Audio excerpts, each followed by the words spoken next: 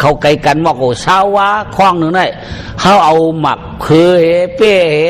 ชื่อเฮล้อกันให้เขาโต้กะเฮ็ดข้องห้องข้องจานพวกเขาเอาโต้กะเนี่ยตั้งชื่อตั้งหมักคือตั้งเป้นั่นผลรถเพ่เนี่ยก็เขาจ่องไว้ว่าเอาของเขาเพราะว่าเขาเอาของเขานั่นกินกันนะวันไหนได้เขาดูเอาของเขานั่นนะหรือนั่นเจอที่เขาเก่าอุบเขานอกเนี่ยปฐมบังไอ้หลานเนี่ยอ๋อที่ข้าก้อยกาเมื่อแล้วน่ายสูกว่ามาเผียเมืองเฮาได้สำใกล้เฮ็ดลองเปี่ยวลองมวนลองหุ้นลองโขก้อยกาคือช่างพ่อสูหาปากนั่นเฮ็ดอลองอาจากันตาเหียงนึงได้ไว้ปันติฉูได้อยู่แต่หาปากนั่นไว้ปันอลองอาจากันนั่นมีก็เป็นสังเขาเฮือยเอาก้อยกาเขาจะเฮ็ดช่องข้องห้องข้องจานไก่กันหมอกชาวากำได้ตั้งข้องตั้งห้องได้ที่ได้เสือไว้มะเขือเสือแบเป้อันนี้เจ้ข้องค่ายเอาข้องได้ข้องตั้งห้องได้เก่าไว้ตั้งจานนั่นช่างว่ามันหลอดเพบ่ไหนเด้ช่างพ่อสู่ในเฮาหูบช่างว่ามันหลอดเพเฮาสู่หมอกค่ายบ่ไหนเด้เฮาตีปันสู่เที่ยง5ปากหลังจะหลานอ้อมเพียงค่าจำได้ฮะกว่าเฮาก็กวนเมืองไก่ไผรับออกคาลงเฮาก็กวนแดดกวนเสียวก้องเขาจำได้ฮะเขาไม่เต้เนาะตั้งจานในเฮ็ดข้องตั้งจานในเฮ็ดข้องนึงตั้งห้องในมีไว้ข้องไก่กันชาวะก็ไม่ได้ข้องตั้งห้องในเอาเสือเป๊ะบักขือมาไว้ค่ายก็ได้ก็ได้ค่ายก็ได้ค่ายก็ได้ค่ายกับไปทั้งซาในกำมิวเลยค่ายดูพวกเขาเฮ็ดจีกันได้ดาวน์เขาเฮือชัวเพราะมันเฮ็ดจีกันได้อัดดาวน์เขาลงเลยอยู่ชัวหาปากอ้อมเพียงค่ายได้กว่าแล้วนี่อันเป็นไอ้รัดได้หวังเอาหน่ะเนาะเขาในหวังที่ว่าหวังว่าก้อนเนี่ยล่ะหรือจานในค่ายเอาเปี้ยกว่าไว้คล้องทั้งจานบนที่รอละชื่อก็กินบักเขือชื่อกินบักเขือก็ในมันเนาะมาออกเที่ยงกรรมมาค่ายเอาเชิงกว่ามาค่ายเอาเชิงกว่าผือปอกขึ้นมาเชิงจับเปี้ยไปได้หนาไม่เชิงกินเปี้ยก๋วยเตี๋ยวเชิงกินเปี้ยวเดี๋ยวเชิงกินเปี้ยวนะกำเดี๋ยวไว้ข้าเดี๋ยวเที่ยงกรรมก็เที่ยงกรรมเลยมันค่ายมาเขือไว้เที่ยงกำได้มันมาค่ายไว้เที่ยงมันอันเดียวจีจ้าเอาไว้เดี๋ยวชื่อนั้นกินเปี้ยเพียวก็เตรียมมาคือกับไว้เผื่อไว้ค่ายเอามาคือกับไว้เผื่อมาเปี้ยมตัดมาคือกันได้ในความร้อนเขาชูมาเมื่อ5ปากนะวะชูมี5ปากขึ้นหื้อเหียงก็ยังน่ะเนาะของจะชื่อกินเปี้ยมันตัดมาคือเพียวละมันขึ้นสังเอารู้เห็นนั่นกันได้อยู่เหรอกำเนิดขึ้นมาไว้ขึ้นมาบินไหวไก่จับเนาะสีดากตะกำเนิดตั้งมึงเพราะว่าปีขึ้นไอ้นี่ก็อย่างไม้อย่าเป็นก้นมนเป็นหางไม้โมกว่าโมไปโมไอโมลาดไม้กำเนิดอาชัก11 12มา13 14มาชีวะ16ไม้17 18ไม้กำเนิดมันก็หาลูหาพื้นดิ่งปัวมีมันหาลูหาพื้นมาดิ่งปัวมีมันหาหมอกหาตองมาดิ่งปัวมีมันกูวันใจมันก็มีห้างนางสาวเขาเนเวียงแหละมาเอาเนเวียงเพราะว่าปีเขานั้นว่าปีศีดากตาพุทธข้าก็เต้ามีละลูกมีแค่ตุกไข่มันเอาหมาหมูเต้าเฮ็ดลูกคุยเมียไอ้ละลูกคุยเมียชูต่อเค้กปนวันก็มเจอมีปืนเปิดอะไรกันบ่ไปหันกันก้อยนังหักกันหนาเพราะอะไรกันกะได้ขี้เจ้าชูก้อยก็มาเอากับเมาเนี่ยมันก็เอาเตะถือมาตาปวกมันออกกว่าเนถือมันกะหาพื้นว่ะเพื่อนกะหาเพื่อนกันได้กันนอนแต่ไม่หุ่งกันนอนแต่ไม่หุ่งแล้วก็มานอนวันคิวอันได้จากก้ามือจัดก่อนเช่นนั้นติปันกว่าก็ไม่นอนคิวตั้งดีนั่นติปันติมาติทอกว่าว่ามันนอนวันก็มีกา2ตัวมาจับหนึ่งกิ่งไม่หุ่งมีมานำถามผมมันว่ากาปีกาลำนอนจำใจแสงนางลำวันลำต่อลำอยู่รวยกันเตมื่อจะเตมื่อยามเตมื่อยามอ่อนหึงมาก้อยอากาป้อมือผูกมือเดือนในเดือนหน้าที่กาหากินตังเราที่เก่าเมียวสังเลี้ยงเหี่ยวเจอขันนอเมื่อว่ามือเช่นได้กินเย้าเขขาเพราะว่าเดือน4เดือน5ที่กากินก็เลยค่าเพื่อแค่หน้าต่อเจ้าพี่อยากคือดัดเหน่นางพี่ มือเดียวในตั้งกินเขาก็พลังมาใครไว้เอาเพราะเดินสีมือกับพุ่นเนี่ยเขาขาดกินทางค้าติกินทางค้าลัดเน้นน้องอินดูในวันเนาะดังนั้นผ่านเป็นผูกามันนั่นกานั่นนะจังว่ากาคำลำดีผมสีน้องยองซอยป้องกาอ่อนอย่าไม่เจอหน้าอย่าไม่เจอหน้าปีหักน้องเต็มก่อนหือลืมลองด้วยอุกจะลองจังกิจอาญาสัพพานำหนาตอนเกก้อยกาพ่อเลือนฉี่มือมาอ่อนกันมือไปกินป้อยเจ้าสถิคือขากเมืองหลวงเตืองกาเจียวคำลำมาวัดตียังมีสถิติดูเจริญเจดวันเตนว่าปีหาพ่อเมื่อไรกินจอมอันเป็นถอกอาเปียดเนี่ยจ้าใหญ่ยาอันเป็นกินน้ำเชี่ยงปีน้ำยาอันเป็นถอกไปกุกกากาแก่ไหลคาได้ฮะเธอกินเชียงแล้วนางใหญ่ไม่เจอหน้าเมืองลำมาวัดตีนั่นเป็นที่แห่งดูว่าเมื่อเดินฉี่เหมือมาได้เป็นที่มือตั้งปล่อยโดหลูเจ็ดเดินเจ็ดวันว่าห้าอันกันมือไปกินจอมยุบจอมหยักจอมผือตองผือติวอันเป็นผิวเปียกกินบ้างเชียงนางเตรียมข้าวเตรียมพักอย่าไปไม่เจอละเนี่ยจมเพราะนั้นเมื่อลำมาวัดตีในชัดเทศปล่อยขานอเฮ็ดนี่ว่าว่าผ่านขวากาสองตัวอุบกันมันนำนอนให้ได้ยินมันตักเสียงเพื่อนตีเฮ็ดปล่อยโหมึงหลับมาวัดตีได้ตัวกายยังตีมือกินข้าวกินพักหับตาหน้าเปิ้นเกาก็ตั้มมีอย่างก็ตั้งมือจ่อยปืนโยจังสั่งถูกสั่งหลักมือจ่อยคิดชัดที่เขาเห็นหลุยเห็นตาลเกาในตัวว่าหับในก็ปี้นำอยู่ยุกก็ปี้นำอยู่ลากก็แห้งอยู่อันนี้มือเห็นลูกเลี้ยงปืนที่หักตีเปียงเก่าหืนอก็ปี้นำอยู่ยุกก็ปี้นำอยู่ลากก็แห้งอยู่อันนี้มือเห็นลูกเลี้ยงปืนที่หักตีเปียงเก่าหืนอเก่าตีมือหลับมาวัดตีปุ่นยาวอยู่มือเขาเพราะว่าปีได้อะไรกินอะไรสูงสั่งอะไรดูอะไรต้านหางก็เลยมือปืนหนังมืออันปืนกินปืนดูนั่นกว่าในคำไหนมันก็บ้าหวักวัวหวักเมมาละบางทีเราเนี่ยก็มาจักเอาเปียมมัดกอบโกนผ้าใส่เนื้อเปียมซองคำเหลืองกว่า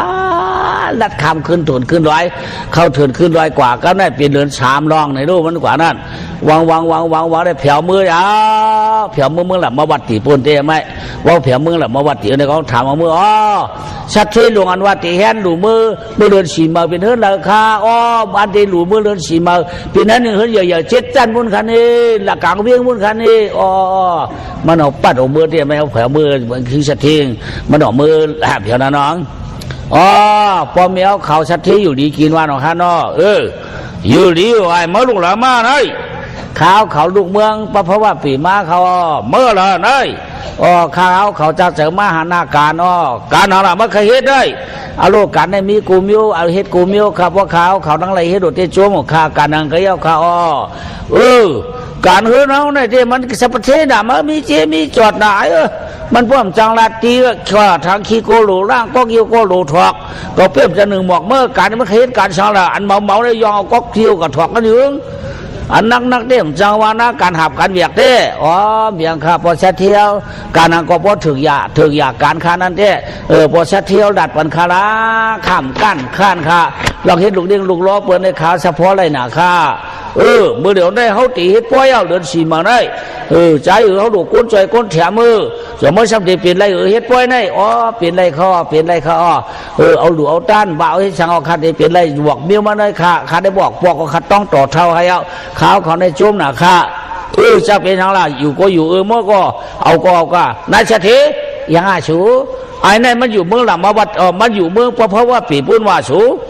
มันดีมาย้อนเฮ็ดข้าวโกโนว่าชื่อว่าไอ้ยังล่ะไอ้นี่ว่ามาชื่อไม่ว่าไอ้ทางนี่ว่านายเสถีใครรู้ว่าข้าวเขาเป็นสีดากัตตาเนี่ยสีดากัตตาว่านายเสถีเฮ้ยเห็นอ่านจีโก้ทั้งวันนั้นว่าตอนยินเหตุว่าเขานั่นน่ะเขาความตอนยินเขากำโดยยิงกำการออกมาชื่อว่าคือก็ป้อสีดากัตตาเนี่ยว่าสีดากัตตาเนี่ยว่าคือป้อถามได้ดีๆดูไอ้นี่เรียงข้าเมื่อเดี๋ยวนี้นางก็ไปคู่ตั้งมันว่ามาศีลกัตตาเนี่ยมันใครว่าหือศีลาในรองจ้างรองกำรองมีศีลาปานาติปัตอติงนากาเมโซมกษาสุรามิริยะจะในขยิบมันปั่นเกียนเฮเรวห้องว่าศีลากัตตานั่นรู้กัตตาในเราห้องว่ากัตตี้เนี่ยป้อมเฮ็ดเนี่ยก็ตื้นเฮ็ดเอาเนี่ยก็ตื้นเอากว่าเนี่ยก็ตื้นกว่ากินก็ตื้นกินน้ำเหลวในเป็นกัตตี้ศีลากัตตี้วันนี้ ดีอยู่ไหมนะไอ้ลูกเด็กเขาในก็สีดักกัตตี้เนี่ยว่าพระเตี้ยสีดักกัตตาเนี่ยมั้ยก้อยกาตีอยู่ตีนอนได้หรือแดมดูฮับเขียงน้ำหนาตี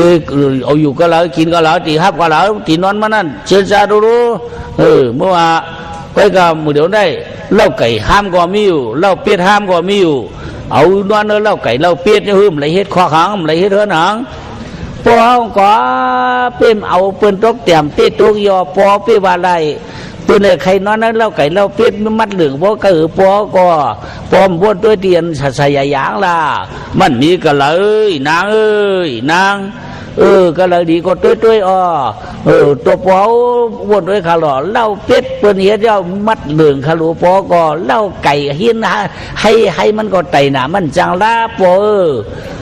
มันมีก็เลยเพราะฉะนั้นได้สิ่งนี้เขาห้ามนี่ว่าชูเคยไปป้านหนูฟังเพราะนั้นไอ้ตั้งสิ่งนี้เขารู้มั้ยต่อเมื่อใครนอนเหนือนั้นเปิดป้านหนูพอนะสักทีว่าอะไรพวกอะไรก็กะกังผางให้ได้กังผางเฮ็ดคอกเห็ดงามๆนอนหมอยหม้อกะกังผากะเย่เขายาวกำไรเพราะว่าเลือนฉีเมื่อมาเขาก็ตั้งป้อยเต้นอ่ะเพราะว่าตั้งป้อยในกูในเด้อันมือเขามือพักเด้มือดิจ้าในกูในใกล้หนารู้กว่ากลางค่ำต่อกลางเนื้อกากลางเนื้อต่อกลางวัน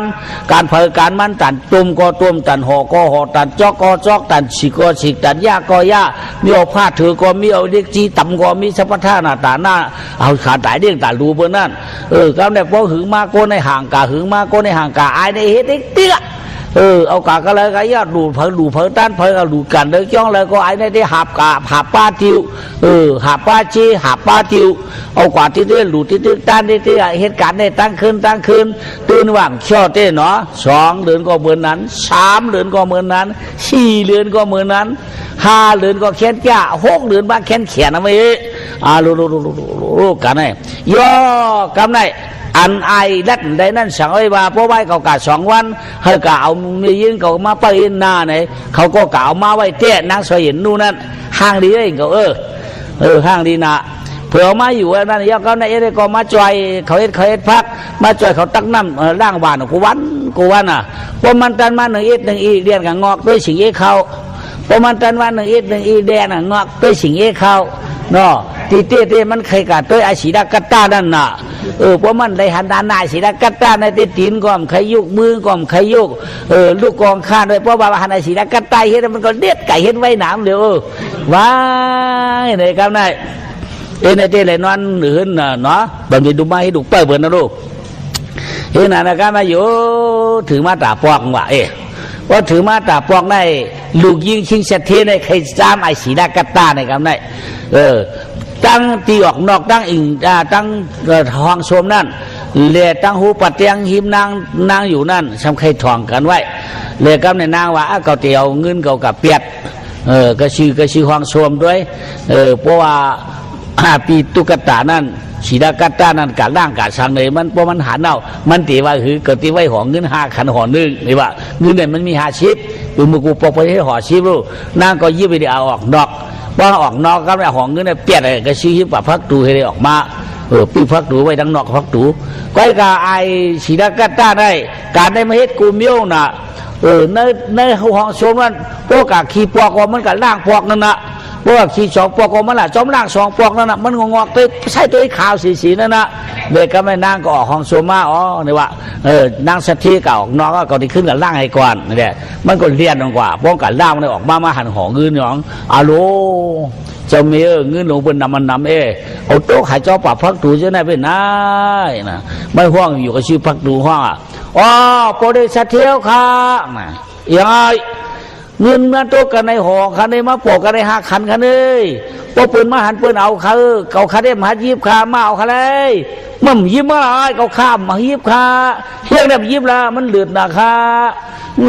ามายิบขาใจย่อยเงินทางเหลือแล้วคิดชัดที่เรียนรู้กว่า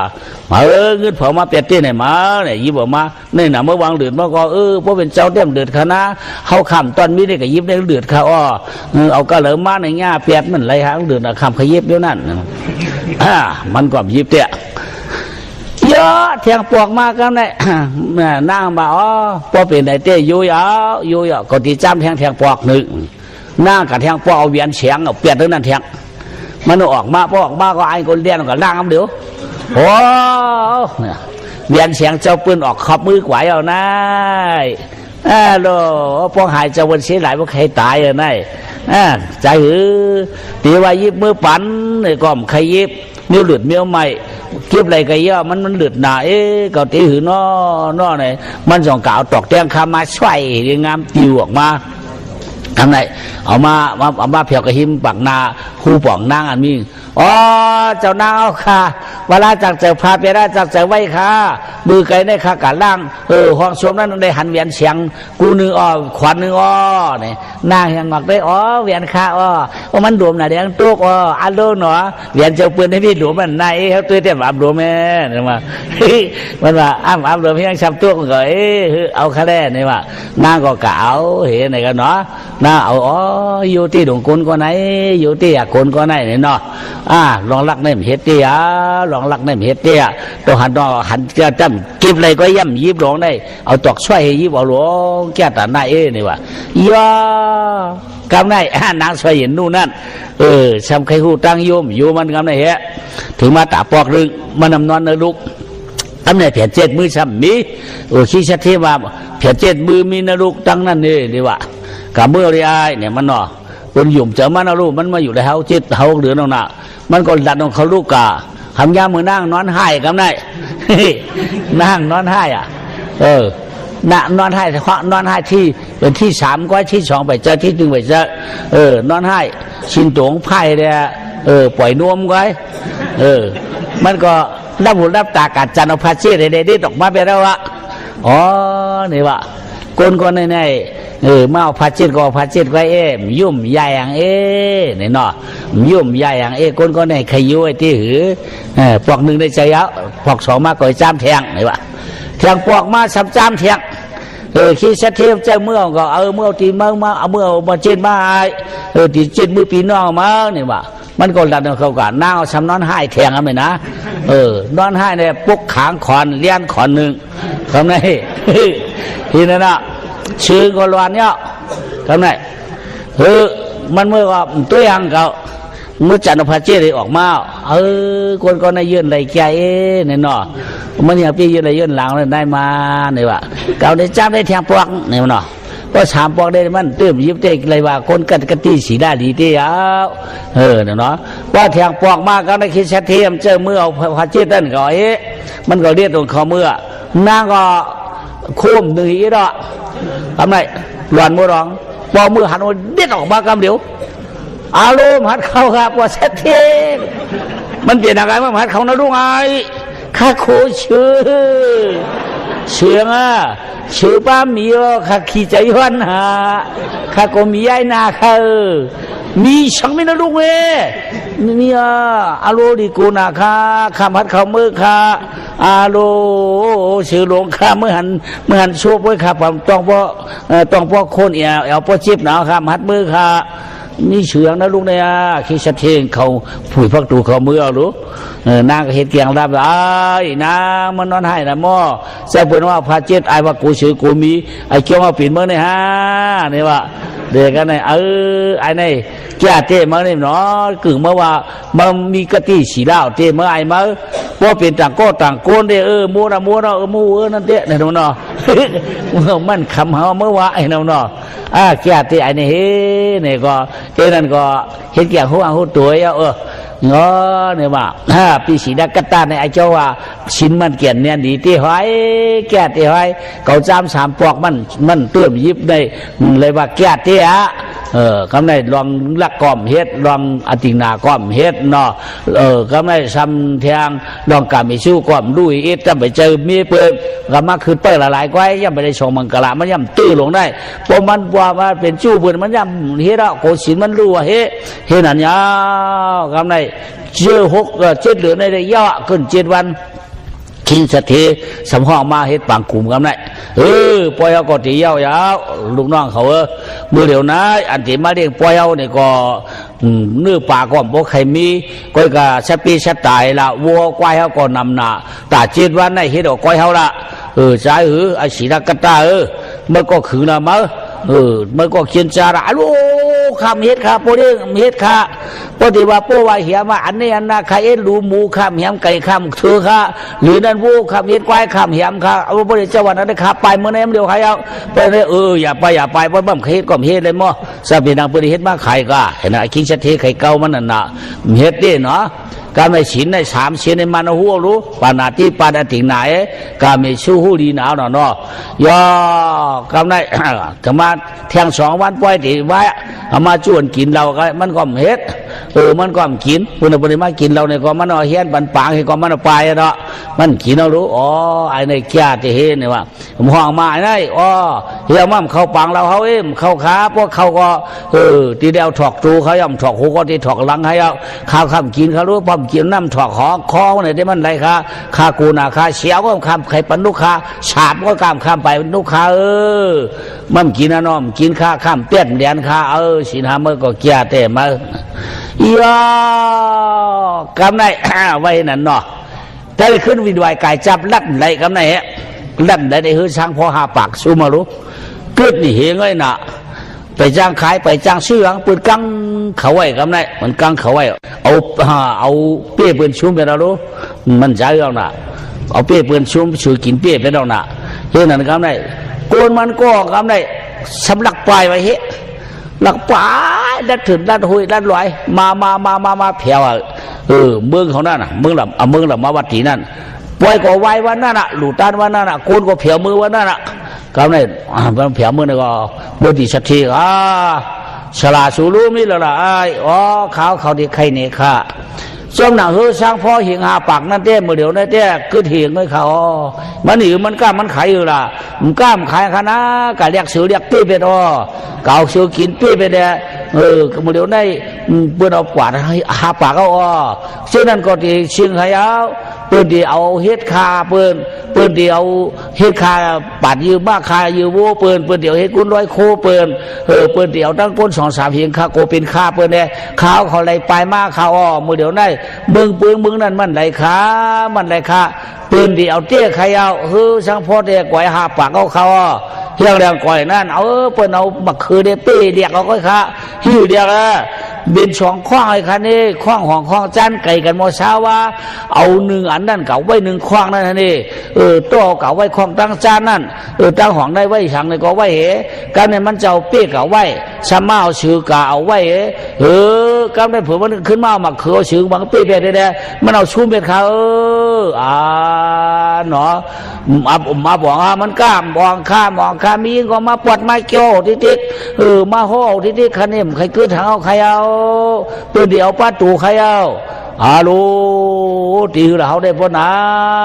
ที่เรานั้นหามาก้นอันกัดอันแขนมาดูเขากล่าวมาเขาเอามาเพราะเชียงเฮือจีนั่นออกมากำเดียวอันชุ่มก็ชุ่มไม่ด้วนได้อย่างชุ่มเชียงไม่กำเดียวพอดีคำกว่าเพิ่นก็ว่าคำกว่าเพิ่นก็คำกว่าก็ไม่ต้องเจอไอ้สีดักกะท่าน่ะไม่เนาะไอ้สีดักกะท่านั่นไอ้มาเมื่อก่อนมาเห็นหลุยเห็นต้านจอมเขาเลยเดือด7 เดือน7 วันเย้าเมื่อเหลือในอันเปลี่ยนปีใหญ่สูในไหนบางวันว่าอันเปลี่ยนปีใหญ่สูในจืมมันวันรัดไล่วะเศร้าใครกะก้าวะก้อยกะก้าเนี่ยมือเดียวมาลัดนี่เขาเย้าเข่าเงาถึงเย้าเพื่อเดียวเขาใส่คอกเพื่อเดียวใส่เฮ็ดคาเพื่อเดียววัวก้อยเดียวเอาเงินเอาคำเขาเนี่ยช่างพ่อในเหียงหาปากในก้อยเอาหาปากคือจัดเหียงไว้มือเดียวในปืนตึงล้มเรื่อยๆในปืนตึงปัญหาภายหาตั้งมันว่าสายดองไม่ดีกว่าเอามาอะไรอายเนี่ยว่าได้เตรียมเตียงขาปอเดียงเขาขาก้อยกะเขากวาดในจื้มจับเงื้อเงาไก่ไปมจับอันไหนเป็นดุเป็นล่างสุดเจ้าเฮ็ดดุเรียกสุดเจ้ามีมือไปนอนรับไว้พอนอนรับมากก็ขาได้เป็นพวกคนตาพี่น้องตั้งหลายเปิ่นว่าขาเป็นโกนขยาวขาในเจ้ขามีเอ็นขามีเฮียงขาเอ็นเฮียงมาหลุดชื่อละหลุดที่พึ่งที่อิงครับพวกมันนั่นมันแก่นแน่นดีเผาอีป้อมยาเผาตาป้อมไรเขาลูพอถนัดได้บรรลุที่อิงเข้มได้หลุดเฮ็ดผายเด้เฮ็ดผาเปลี่ยนเอกังเข้มที่นอนมั่งอันนั้นเจอข้า ก็ปือว่าเขาหลุดตีปึงตีกันวันนั้นเนี่ยกำชื่มริวค่ะก้อยเก่าคันในรัฐในสู่เจ้าเหมือนเรื่องนางโปรเด็กสัตเทียวในมีนางลูกยิงอ่อนก้อนหนึ่งชื่อว่านางเสียงหนอดจ้อยในฉันเชื่อโปรเด็กสัตเทียวปั่นคาเตะเอาเลยมันมัดเอาเลยอามัดป้อมปันข้าวได้ปึ้งเลยอิงป้อมเลยปันเขาคันนางเจ็ดเลี้ยนขาดีๆงามๆเด้ป้อมถางและถางจ่าได้ไล่ขาเมี่ยวแนมไล่ขาคาไรมาเป็นลูกเลี้ยงเตี้ยงออกมาก็ว่าเป็นลูกร้อนไว้ทั่วอังคะมันเหมือนอาชีพไปเยี่ยเขาขาดหุ่มป้องกันขาลองเป็นนางครับเพราะว่าคาไรนางเสียงหน่อจ้อยได้มันชุ่มค่ะมันตื่นแต่เหตุขาเป็นคำเดียวอาโลวาที่ไอ้นายเตี้ยนายเศรษฐียังอาชิวโลไอ้นี่ก็ใจกว่าเลยมันทำอะไรลูกยิงห้ามาว่าปั่นมันในไรว่าเพราะปั่นมันในกะเอาไรว่าลูกชายนั่นเป็นกังไว้เฮไปนั่นเมื่อว่าจะเป็นนางราชูก็ใครเอาก็เอาหรอกตอนเย็นก้นเอาก้นหนังสูก็ต่อให้แมงมุนตอมลายก็เจอก้นมันมานั่นอีนางก็มันหลอดพูงก็รู้ไอ้นี่ก็มันหลอดมีรู้เพราะมันเด็ดลูกข่อยเฮาเดี๋ยวก็โยงกับเปลี่ยนมึงปืนเปียดปืนเก้านั่นโยงจังอ่องเตเพราะมันกัดเลยลูกใจเฮามาเนี่ยก็สามก็รู้สุก็อีนางเฮาซ้ำแทงอาใจปามันในแทงสามก็รู้พอปามีอาใจแทงเขามีสี่ก็หกก็ได้เกี่ยวก็สุก็ปืนนำปืนดีเขานำมันดีจังเพียงปันก็ปันแด่คือมังกรชองให้ก้อยกาก็ดีรู้นั่นก็เฮือกามากก้อยมังกรชองดีโยนี่น่าจะเทว่ากว่ามากก้อยมังกรชองในว่าเมื่อไอ้นั่นไปอองค่ะกูเป็นร่วมกูเป็นมังกูเป็นเลยร่วมมวยค่ะก็เลยก็เลยน้ำเลยตัวนางเลยผูหัวขุนเลยมีบางป้อเป็นดุขวยสัตย์ข้าจะคัดใจข้าเบียนางข้าใครก็เอามาอะไรอันเมื่อตีกว่านั้นเมื่อเดียวหังกว่าอะไรเขาเดียวฮื้อช่างพ่อกับกูช่างพ่อมาเขาเมื่อเดียวกับเกิดเมื่อเดียวข้าเดียวกับช่องเฮียงห้าปากเขาปูนกำขึ้นเหียงก็อยู่แบบนั้นไอ้เอากว่าเหียงห้าปากเขารู้มั้ยเอากับช่องเฮียงห้าปากได้มันเจออยู่ใช่ว่าพวกกับกี่มันเจ้ามันได้ค่ะลูกเอากว่าน้ำลูกกับต้ากับเขียงกันมั่มเขียงเปี้ยปืนเดียวเปี้ยเขาพวกขาลาดให้มันตื่นปืนอยู่เมื่อเดียวค่ะจังมานางลูกยิงต่อมาสำคัญเลยลูกเลี้ยงเขาเบียนางค้าใครพาก็พาใครปล่อยก็ปล่อยคาลาปอมีกำมอนวันในเต้มันตั้งหนึ่งเคียงไว้ใครเอาลูกเหมือตั้งก็เป็นหม้อเอาลูกเก่าก็ตั้งเป็นหม้อเอาเหล่าอันขาวตั้งเป็นหม้ออันลำตั้งเป็นหม้อปอปัดก็เพิ่งเป็นดุขุยปอนั่นก็ให้ใครเอาเก่าถางได้มาเกี่ยวเต็มไหลเอาในมือตาไม่เยอะเนี่ยมันบ้วนเลยเต้กำไรนางเสยนนู่ทำกำมาลาดว่ะน้องสัตย์เนี่ยว่าอย่างค้าปีโลเนี่ยว่าปีโลใหญ่พรมบ้าละพวกมันกะขายได้มั่นส่วนมันที่เขามือเขาหน้าเขาเตรียมเอาโผล่เตรียมเอาก้อยกันร้อยมาเนี่ยพอสูตีนะขึ้นตายเย่พอสูเอามาเนี่ยไว้ปั่นเขาฟองหน้าไว้ปั่นเขาฟองเขาพอได้ช่อนปิดช่อนหางสูเขาพอได้เห็ดน้อยเห็ดนางสูลานาสายเขาเตรียมมือหาปูหาเมียวกล้ามดูก่อนน่ะเขาเมื่อพอสวกมือพวกมันกะกับเขาเมื่อเนี่ยเนาะในกำในเนี่ยอีนางเสยนนู่ก็ตีเมื่ออุหะเมียเขาเพราะว่ามันไอผูมันหวังเอาเนี่ยเห็นอันยาวก็ไปถึงมาขิงข้าวยามนั่นมันว่ามังกรสองแล้วนางดีงามๆเลยก็นางก็ย้อนข้างปอขาเมียวค่ะมือเดียวได้ป้องเจ้ากะก็คาติไปป้องเจ้าเช้าก็คาติยางมือเดียวได้คาติกว่าจอมมันก็ได้ก้าเมืองไก่กะเอาปีเอามาเนี่ยว่ามือลูกกว่าจอมก็กว่าแล้วมาเขียนไปก็หมายความว่าผูไปพวกนี้จอมมีบุญกึกกันบึ้มปันเนี่ยสมบัติอันนี้อันหนักก็พายก็ปล่อยกว่าจอมมันชิกมีที่ช่วยเนี่ยเด้มีกว่าจอมมันหรือไม่คือเช้าพ่อช่องเฮียงห้าปากกูเอากะหกเหียงกูเอามือเอาเวียงอย่างนั้นกูเอากะกูหกเหียงกูเด็ดกูเชียวกูกัดเดียวกัดกวางรถเอากว่าได้ง่ายๆนะกูแขนกูเกี้ยกูผ้าก้อมเขาหอกเยี่ยวก้อมปองตุกช่องก็รถจึกพอดก็ขาดแก่ไหนกว่าเอาน่ะเนาะกูหกเหียงคือเช้าพอสองเหียงห้าปากลงกับยืดๆนางก็กัดจอมผงเตี้ยกว่าไม่ป้นกว่าคือตั้งคือช่างพ่อเตียนปีไอรัดได้กับเชิงได้ปีนหื้อปีนตาทั้งห้อง ร่างเขาอันไหนอันเป็นไอศิดากัตตาในซ้ำร่วงก็ตั้งนำได้ติ๊กได้กับเขาตั้งโต๊ะกับเขาหวังตั้งโต๊ะไปละมันจะหวังเดียวกันว่าเขาในกองบุญมาฮับมาตอนเขาอาลูลูกเจ้าหลานขุนวันเดิมมึงเลยใครเนี่ยว่าอ๋อ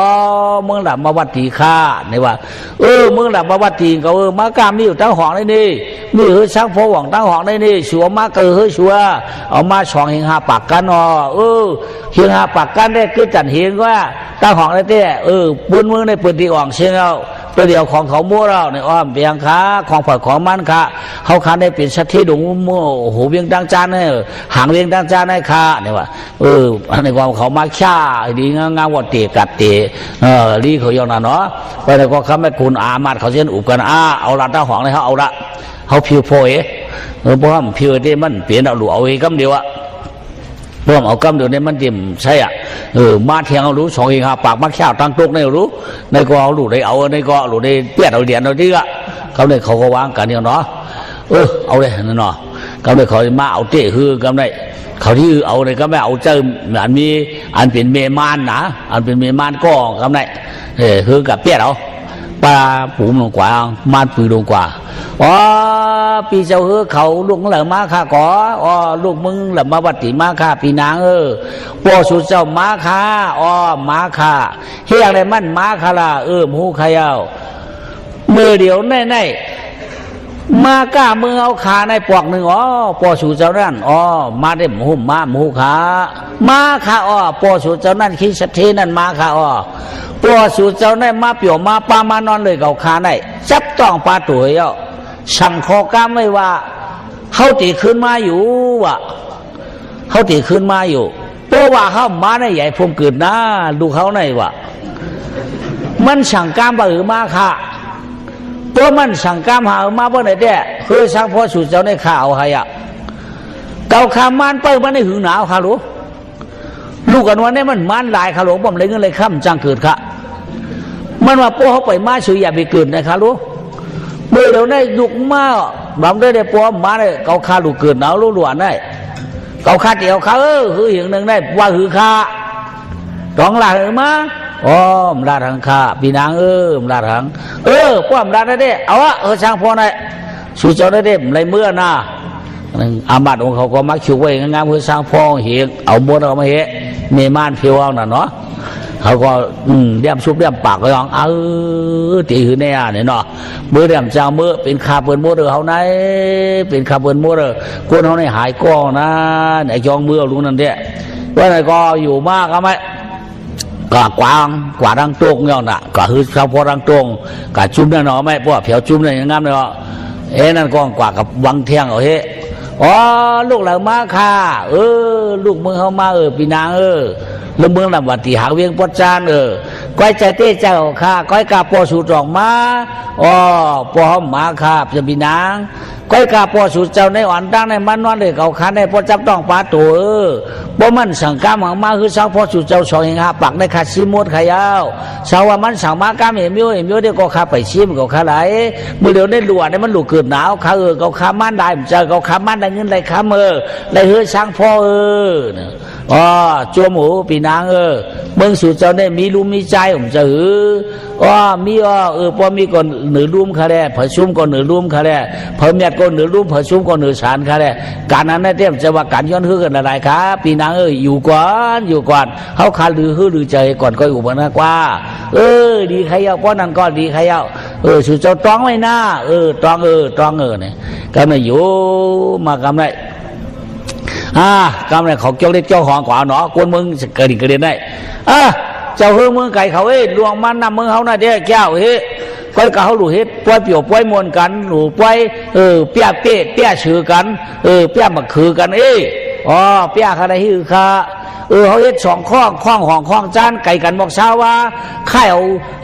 ตูงมาไข่เอาเมียวมาอย่าไปเฮืองกินกันพวกกินกันเฮือสร้างพ่อสุดเจ้าสองเฮียง5 ปากเขาขายซิมดไข่เอาพวกมันกินเขารู้พวกมันกินเขาคดีโยเกสองเฮียง5 ปากเขามาละเขาอันใดแล้วเนาะว่าเดี๋ยวไอ้ร้องไงเปิดตัวหยองมือนี่เอาซื้อได้มาคือตั้งเป้มาเป้กินเขาเอาวาระเนี่ยเนาะก็ได้มีว่าชัว กะชุมมาคือมือเปื้อนโยสูกะชุมเตโยเป้กินเฮือโยสูห้องจังมือกำชื่อกินปีนี้ชื่อกินเฮืออย่าไปไก่เฮ็ดดาเจ้านั้นที่ห้าหมูตีปองสูเฮ็ดนะ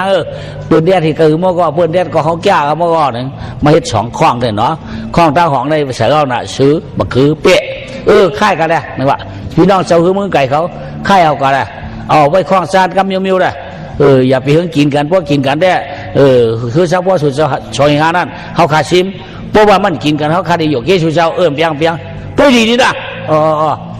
มันจะขอบว่าเปี้ยงกว่าหมักคือเอาชื่อนั้นหมักเมี้ยวหมักคือนั้นมันกินนู่นเนาะขอบว่าเปี้ยงกว่านะไม่เอาปล่อยโยกำในอ่างเขากำหัวนึงเนาะสิงกองปืนไหมั่วปึ่งพอเขาขึ้นบ้านเถียงกำในมาพอมาเถียงกำเอาชื่อกว่าอ๋องเพื่อก็ชื่อกับว่างอย่างงั้นก็หอบว่าเปี้ยขึ้นมาอ๋อง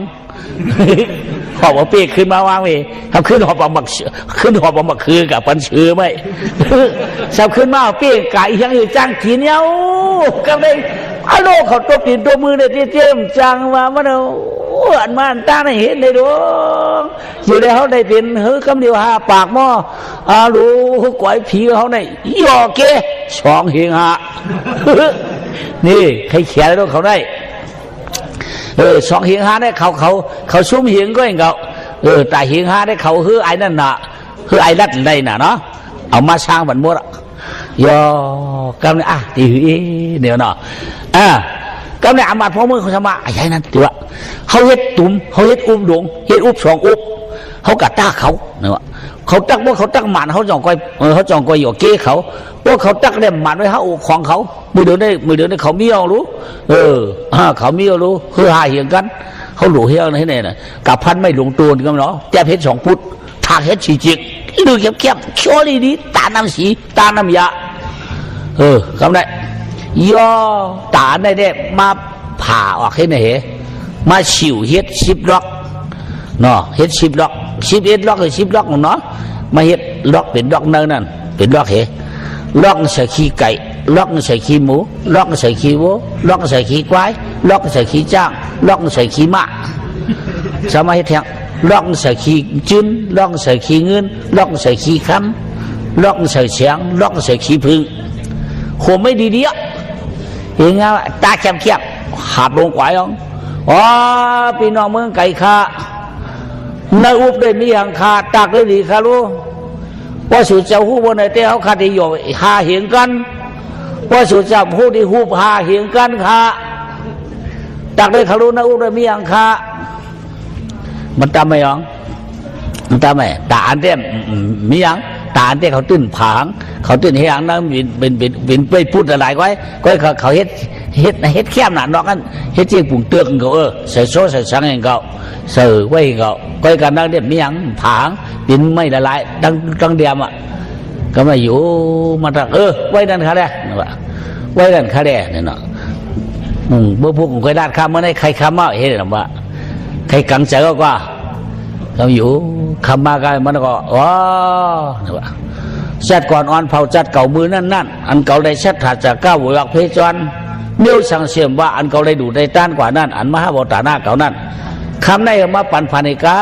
มาปั่นอติกนามิเขกรรมซ้อมหนังตึงลุง2 ลูกนั่นมันเป็นมีอยู่สั่งนั่งมันนั่นเก่าก้อมไรหู้เก่าก้อมไรหันเอาพันก็ว่าก็ยาวนี่ว่าเพื่อลึกมากันในมันเจ้านั้นไปรับ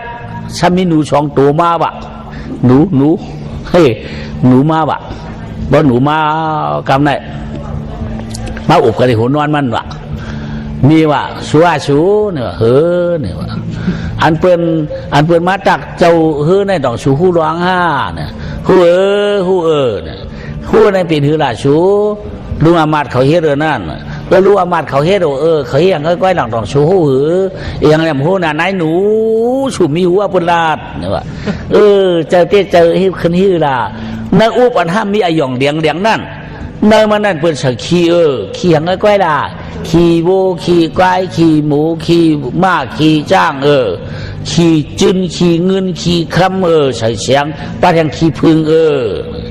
ตาพูดตาเตือกรู้ตาเตือกมีหยังตัวเปิ้นผาก้อมเจ้าเปิ้นเฮียงเอ็ดเปิ้นไม่ละลายนั่นกันได้เนาะกันได้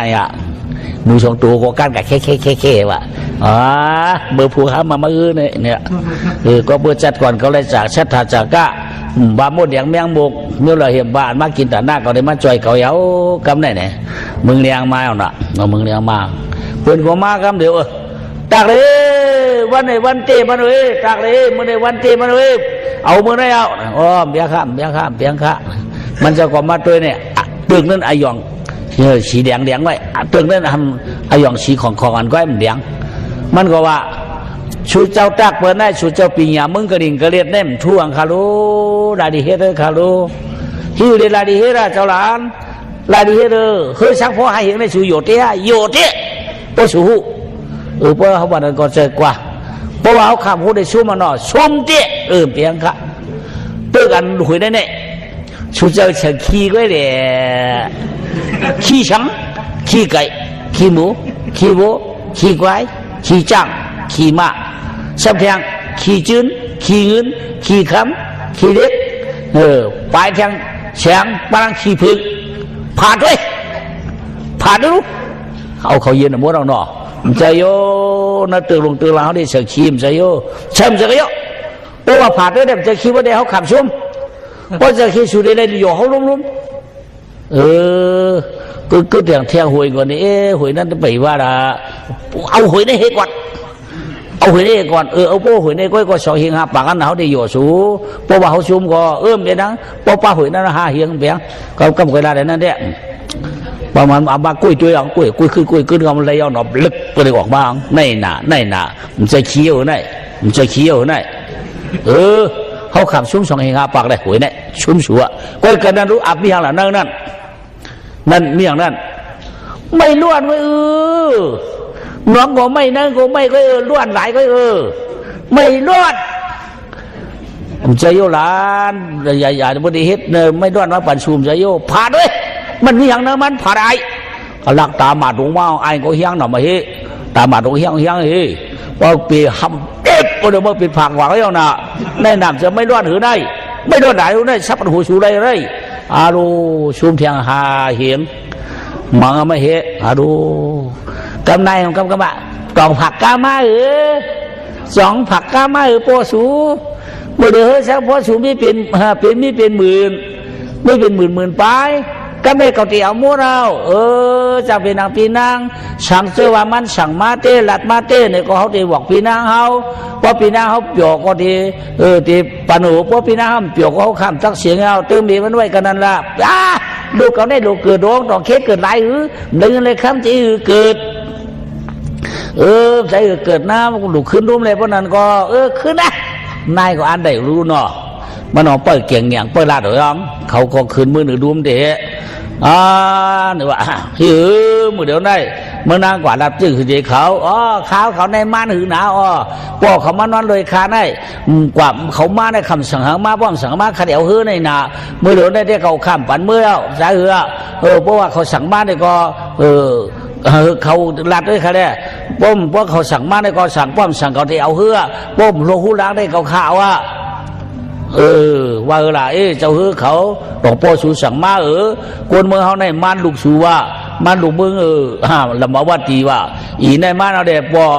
โปสูมาได้ไปจ้างเกิดว่าต้องสั่งมาสั่งมาข้าเจ้าสั่งมา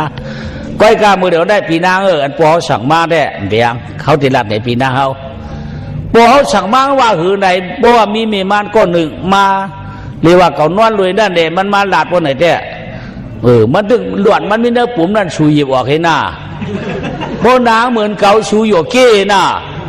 โบนามันเหมือนเก่าว่าได้ชูเอามาแถวเมืองเขาได้มียิงคนนั้นก็ได้สอนเก๋วันนี้พี่นะมาเขาหยิบเอาออกเนื้อปุ่มพี่นะเขาฮัลโหลมันจะมีมันหยิบเลยล่ะเอามันหยิบเลยล่ะพี่ชาหยิบเลยได้ชื่อที่โปสั่งมาเขาหยิบออกเขารู้โบนาเหมือนโปเขาเนี่ยได้หยิบออกเลยต้องป่านยาวต้องป่านก้อยเยอะบอกเลยต้องป่านข้ามันจะข้าหามันได้เขาเหลือนก้อยข้ามันจะปวดสูขาจะก็โยได้ดูว่าหม้อมือหนึ่งโลกำเลยเนาะพอก็หาเก็บคอกเก็บก๊อกเก็บแก๊กให้โยปันมาเนาะ มากันนะรู้เปี้ยอะไรเจ้าเปี้ยอะไรคือเฉพาะ10,000แล้วข้าใครตึกเจอหนามันเจ้าก็แล้วข้าที่ว่าหยอกข้าหยอกก้นเนี่ยก็ชูจับเอาข้าก้นเอามาหยอกเขาเลยก็ข้าพอเป็นก้นมา3 หิงรู้เมียเราเนี่ยเมียเราตั้งก้นชื่อนั้นมี3 หิงมี3 หิงเนี่ยกะมาว่าหยอกเขาเฮ้คนน่ะชูในเตี้ยพอถูกในมือข้อมือคำในก็เอามือเจ้าปิ่นน้องเจ้าใช่ชูได้เป็นตัวก้นหยอเป็นตัวขี้คาเปิ้นนะวะสักชื่อว่าในหยอจอมือก็ชูเจ้าได้ที่ไหนก้นปั่นเยอะมากขายเยอะโว้มือเอาขาในก้อยใครเอาจ่าเพียงข้ามันเอาหยอกกันแล้วก็หยอกขาแล้วข้าก็ใจเหือนี่แหละเอาไม้หยอกไปแล้วเนาะก้น3 หิงได้เอามือเขาได้มือเดียวได้หายก็เขานี่วะกวางแล้วหูเนี่ยมันเนาะมาเชยด้วยก็ก้นนั้นหายก็หยอกขี้หือได้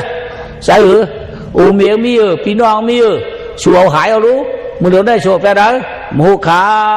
ผมหูอยู่เลย80 กันคือนั่งเตรียมเลย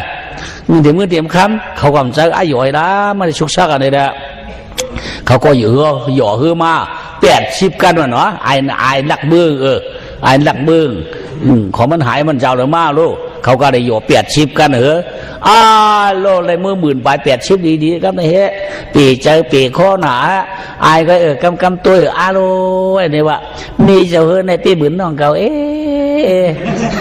ห่างดีแก่ไหมห่างดีแก่ไหมเจ้าคือมึงหลับมาว่าตีซะมันอะไรก็ป้อมหูจักก็ได้เผยก็ได้ผมหูจักมาถามนู้นเนาะอยู่ไกลๆก็ได้น่ะโลแคมแก่มาเนี่ยว่ามันเป็นเหมือนน้องกับพิษเปลืองห่างดีแก่ข่อยมาว่าอูก็เมียเขานางสวยเห็นดูนั่นเขากล่าวมาไหวหมอมาไหวผัวเดี๋ยวนะก็ได้ไอ้เจ้าอีป้อเมื่อรู้เมื่อรู้เมียเขาแหละเพราะว่าเขาบอกว่าไอ้ฉีดกัตตาเขา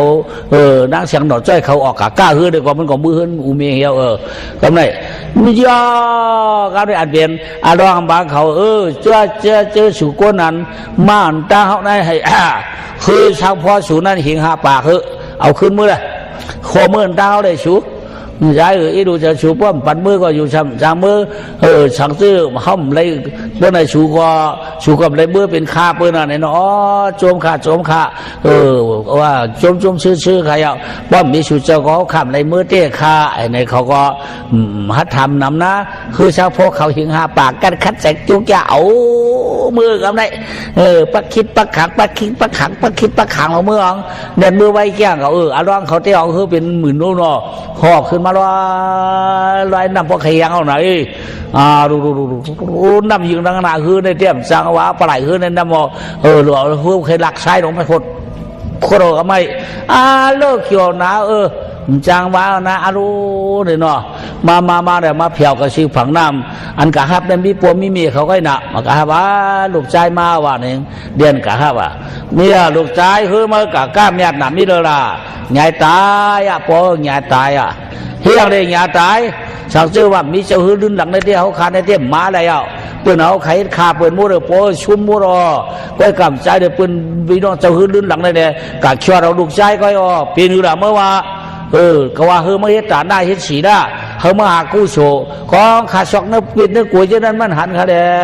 เขาจะเอากู้โฉก็เลยของมันมีกู้โฉเลยครับเปียโนโป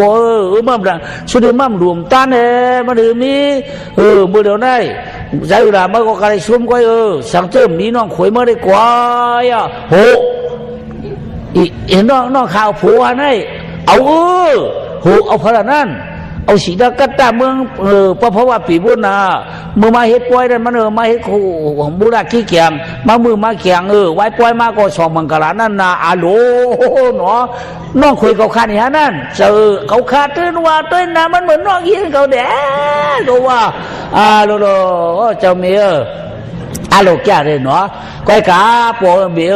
ไหว้ข้ากาได้ตองปอเมียเขากาถามมาไปปันคือนางโซเห็นนู่มาถามถามมาไว้เฮ็ดป่วยตัวป่วยเย้าของยินเขาว่าเมื่อกาซุ่มเนี่ยก็มันก็จำดีก็ปลายมือคืนเป็นนะเฮือมือคืนให้อย่าเฮือขึ้นมาเขาก็มาใครอีแล้ววะมียังไงเตี้ยมือปืนมักปืนวิว่าใครปืนว่าบนรูปบนชุ่มใครว่าใครปลายใครมือว่าเติมเนี่ยมันขาก็เอาขึ้นมาน่ะคือใครเอาหึงเผาเอาเวลาเห็นนั่นเนาะเพราะมันก็มันคว้างเอา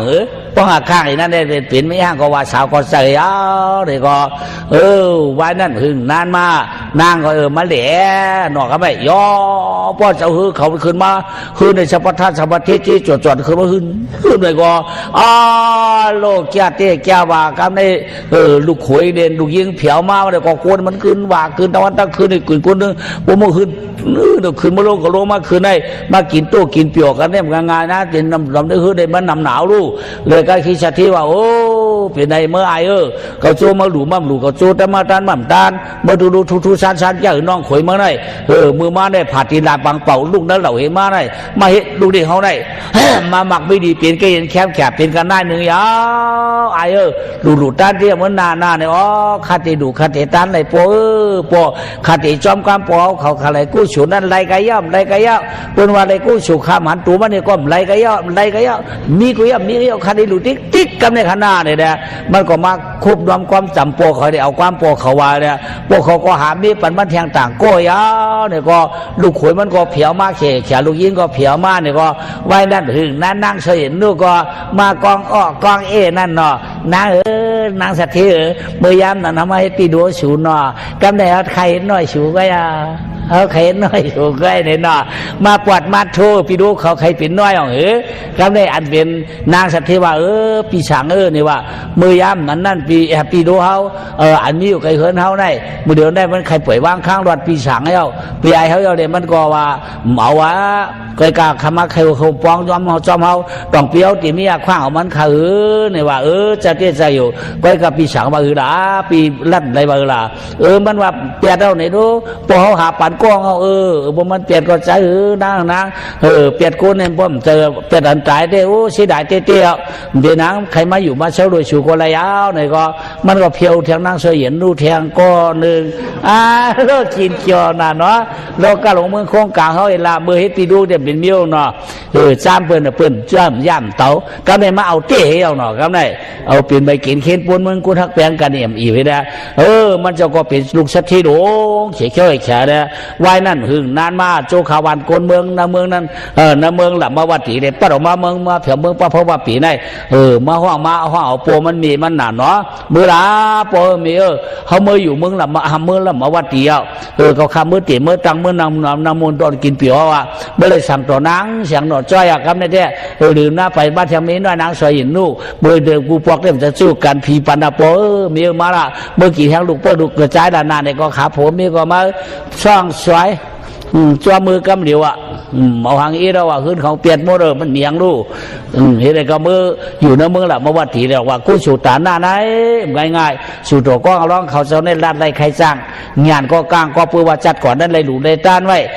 จากก้าเต็มนกเต็มดูเต็มไก่เต็มจวนเนาะว่าพอได้งากินในก็เมียนมาบอกเมียนมาลาด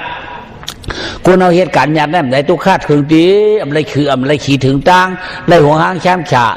ต้องว่ากู้สูในมันดีนะจัดก่อนได้ดูได้ต้านได้ป้านกป้ากาต้องว่ากามาหวกเฮได้กว่าสามจ้าก้าวได้ถือขิงมาได้ก็บนมาตักมาไหนได้ก็ตันตายก่อมตายตันชุ่มสามีหนูมาลาดก็เปิดกูนะมึงคงกาเขาได้ต้องว่าเสตัดสาก้าได้หัววิจารพิจูกับมาหลุดต้านก็เชื่อใจยาจะห้องว่าสติสตาชุกิตาหัวตู้ไหนดูเลยมาขิงอุกจะพันตาพิเจียวได้ดูแต่ได้ต้านก่อนก็กู้สู่มันง่ายมันหายละกำผ่านได้ก็กำผ่านหน้าจัดได้ก็จัดหน้าเลยขับจำจ้ากู้สู่ตั้งดีว่าเจ้าหนังไหนเนี่ยนางจีท้อเลยจอจิรนาตกายังใจคิงนายเขาตั้งเจออ่อนกันมาเย็นดารามือกลางขึ้นเขียขากำในเลยถ่อมเย้าเย็นเย้าสำนักศรีนักตาเลยเป็นสัตธีล้านเปี่ยวมวลแคมแขพื้นที่ก้าวลำมาโกนก็ไกวกืนเงินทันนำน้องเย้ากำในกับพี่น้องเสียตู้สปาเมียงกลาตัวไอ้ตาลายวางเยอะเกิดเชชายแสงความทำถาดโป่งแขกระเด็นอุกรนางอันเจทอจอเจรนาตกาเขาปางมาลองตาลามยัตตาเขาเป็นกู้ชูเต็มดุ่มเต็มเท่าเจ้าข้าตกาเย็งใจเอาเต็มเจ้าตาหน้ากูก็กูควรอะไรเฮ็ดไรช่างทำมาโยงปล่อยลาในเขาเป็นในจูตังดีปานพี่ปานก้อนจำกินจ้าเปี่ยวมอนเตรียมยิงเตรียมใจคิงนายอ่าวเขา เขาไล่บางมาทาถอมกำไรหอเย้าลาดเย้าเขาเปลี่ยนกู้สู่ช่วยมาช่วยทอกช่วยมอกอย่าเช่าเอาสอมพอก็เลี้ยงพอก็เลี้ยงยังเหมือนเรือนมอนอะไรอยู่ด้วยตาหน้ากู้สู่สีหน้ากู้สู่พี่สุนทรหัวหม่องปล่อยตราเย้าอ่อนกันมีดัง10 นิ้วตัวเผอคิงมันต่างโหชาต่างอุกชาโคใบอะไรเปลี่ยนกู้สู่ดิมหลงตั้งเท่าเจียมเจ้าตั้งคาธรรมะติสนาผู้ความยามหอถาดผงผ้ากันในอะไรกู้สู่มันหนังกลางสุดตั้งวาไรตามุนหอ